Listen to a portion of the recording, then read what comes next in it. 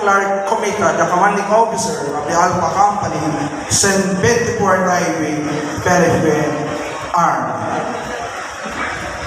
Repeat announcement to Racha Dance by board member Gina Selvano to be paired with Lieutenant Clark Comita, the commanding officer of the Alpha Company, 74th Highway, Philippine Army.